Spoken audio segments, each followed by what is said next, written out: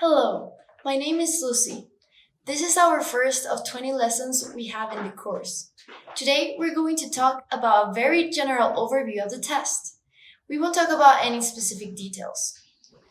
What does TOEFL mean? What forms of the test exist? TOEFL stands for the test of English as a foreign language. IBT stands for the internet-based test. The IBT is the most common form of the test.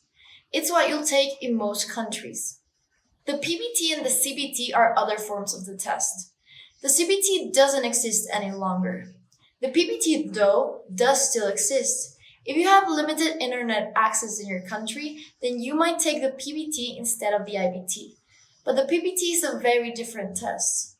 We will not talk about the PBT in these lessons. Why do you take the TOEFL? If you're applying for colleges or universities, they usually require the TOEFL or another similar test when English isn't your first language. There are other tests for applying to American universities. Those that include a verbal section are the GRE, the GMAT for master degrees, and the SAT and ACT for colleges. These verbal sections are not for foreign speakers. They are only for native speakers. You take the TOEFL because these tests are too difficult. You take the TOEFL to show that you can communicate in English. Who makes the TOEFL? The TOEFL is made by the ETS. That's the same company that makes the GRE and the SAT. The TOEFL is given at very specific locations. You can take the test anywhere. You can find where to take the test in this website shown in the screen. That will conduct you to the official webpage. What sections does the TOEFL have? There are 4 sections: reading, listening, speaking, and writing. There's no grammar section. The TOEFL is not about memorizing grammar rules. It's about real-world English. So, this means that you need to know how to communicate at a school, at a university, or at a college.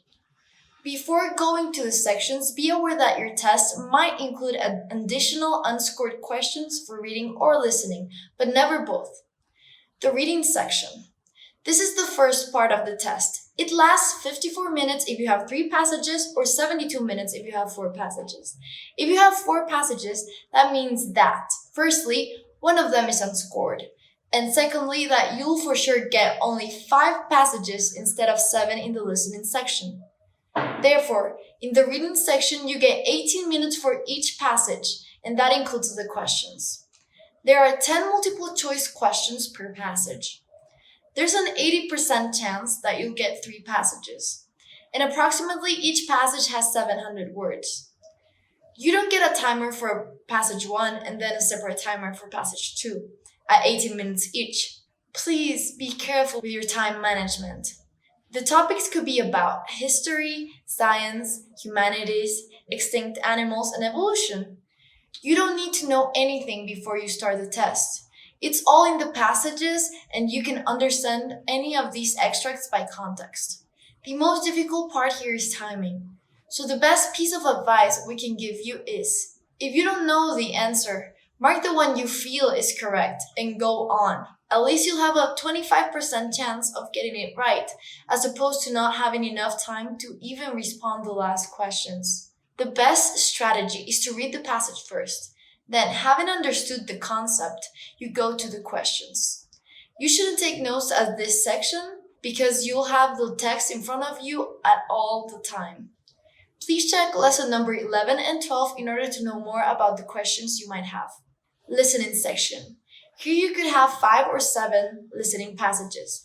If you have 5 listening passages, 3 will be academic lectures with 6 questions each, and 2 will be campus conversations with 5 questions each. That adds up to 28 questions. You'll have 41 minutes to complete the section. If you have 7 listening passages, which would mean that you didn't have an extra passage in the reading section, 4 will be academic lectures with 6 questions each, and 3 will be campus conversations with 5 questions each. That adds up to 39 questions. You'll have 57 minutes to complete this section. The conversations are about problems inside the campus. The topics of the academic lectures will be about humanity, science, history, social studies, as in the reading section. The key here is to take notes very quickly. Please review lesson 22 to know more about how to take notes. Furthermore, timing here is not a problem. You can take your time when answering the questions. After the listening sections, you get a mandatory 10-minute break. Speaking section. You have 4 questions. The first question is independent. The second, third, and fourth questions are integrated. The first question, you'll be asked about your personal opinion about a topic. You'll get 15 seconds to prepare and 45 to speak. The most important strategy is not to focus too much on giving your honest opinion, because they're not evaluating your values or beliefs. Remember, they're evaluating the way you communicate, not the way you are. With that said, please take note of the first idea that comes into your mind. The first idea you have is always the best you can come up with. Again, this doesn't have to be true at all, it only has to be well delivered.